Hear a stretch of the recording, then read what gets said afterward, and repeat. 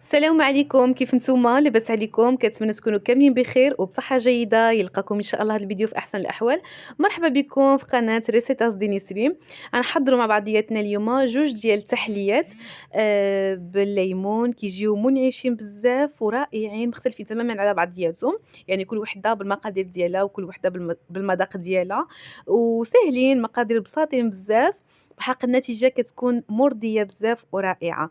فنخليكم معايا نتعرفوا على طريقة التحضير والمقادير. أول تحلية عندي هنايا 4 ديال دانونيس اللي يكونوا بصابور دي كيسو، اللي في إسبانيا يديو هاد الماركة هادي، واللي في المغرب كاينة موجودين ديك دانون اللي كيكون بنكهة الجبن، بحال بيرلي، بحال كاينة بزاف ديك اللي عندهم حتى العلبة ديالهم كتكون زرقا، فمتوفرين بزاف في مرجان ولا في كاريفور. عندي هنايا كاس ديال ليمون اللي عبارة على 4 د الليمونات معصرين، وعلبة ديال لاتشي كوندنسادا اللي هو الحليب المحلى، المكثف المحلى. هاد الطريقة هادي سهلة بزاف، كلشي كنجمعوه في دقة واحدة. المهم الحليب المركز المحلى اللي كتعجبو الحلاوة بزاف يعمل ديك العلبة اللي فيها 200 مليلتر ديال الحليب المركز المحلى، يعني من العلبة كاملة. اللي ما كتعجبوش الحلاوة بزاف يعني كيميل للحموضة أكثر، فيعمل غير نُص علبة كتجي هي هذيك. فالمهم شبّرت واحد البول وضعت فيه ديك 4 ديال جوغوريس بصابور أكيسو ولا كيجيو يعني فيهم ديك الصابور ديال كيسو، ولا هذاك سميتو أصلًا كيسو ليكيدو. غنوضع هاد الكاس ديال الليمون اللي عصرت 4 د الليمونات وصفيتهم مزيانين، وهنايا عندي أنا عملت نُص علبة ديال ليتشي كوندنسادا، ما بغيتوش يكون حلو بزاف، عملت غير نُص علبة، وغنضيف ديك كاس ديال الليمون.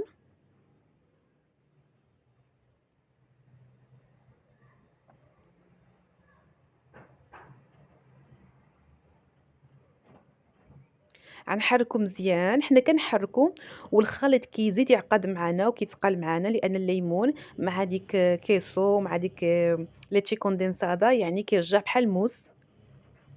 نحركو مزيان.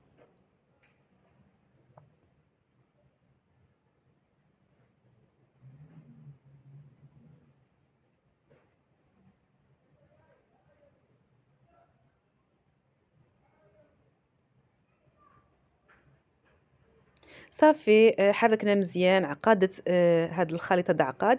غنشبر هاد الكويسات ولا زليفات ولا كوبيتاس، اي حاجه بغيتو تقدموا فيها هاد التحليه هادي ديالكم، فكتوضعوا فيها هاد الخليط هذا وكتعملوا واحد الرشيشه هيدا، واحد الحكيكه ديال الليمون، باش كنعرفوا بان هاد التحليه هادي ديال الليمون.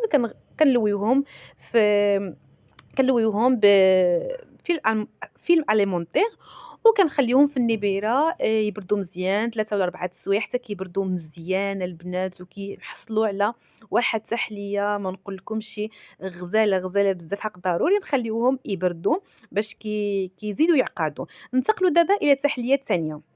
التحلية الثانية عندي هنايا نص لتر ديال الحليب، وعندي كاس ديال الليمون، يعني كنشبر واحد 4 د الليمونات، أنا 4 د الليمونات كنعصرهم كيعطيني كاس ديال الليمون، كنصفيوه. عندي هنايا واحد ساشي ديال فاني، 2 ديال القطع ديال الجبن، يكون مثلث ولا مربع اللي اختيار كيبقى ليكم، و2 المعالق كبارين ديال السكر. ممكن الناس اللي كيعجبهم الحلاوة بزاف ممكن يعملوا حتى 4 ديال كوتشارات كبارين ديال السكر. المهم 2 المعالق كبارين السكر كيتجي مع الوصفة هما هادوك، يعني كيجي هاد التحلية هي هاديك معقولة.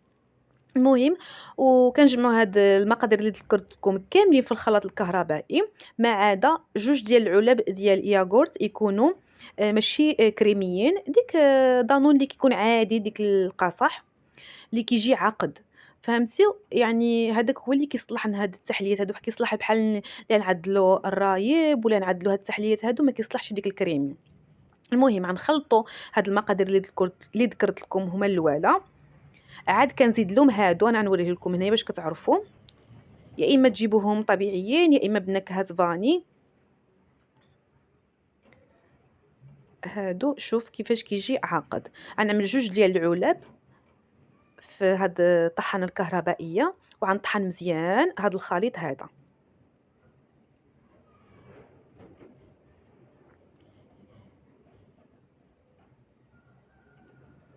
صافي ملي طحنتو مزيان حصلت على واحد هيدا كيجي ليكيدو بحال الباتيزو كيجي.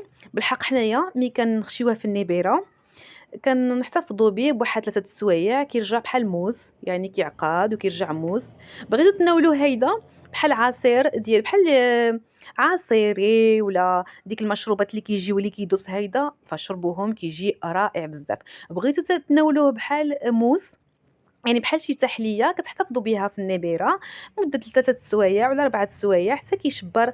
يعني المهم غير 2 السوايع هو كيعقد كيرجع بحال الموس، وتناولوه بالصحة والراحة. المهم واحد الملاحظة هو ملي كنخليوه في النبيرة بزاف ديك الموس كيطلع من الفوقين والعصير كيبقى من تحت، فكولوا ديك الموس وديك العصير شربوه لأن كيجي لذيذ بزاف ورائع. فكنتمنى هاد الوصفة هادي اللي وجدت لكم اليوم، هاد ال2 الوصفات، هاد 2 التحليات اللي وجدت لكم اليوم ينالوا الإعجاب ديالكم، وتجربوهم إن شاء الله في رمضان، تناولوهم في السحور بالصحة والراحة، وبالسلامة عليكم.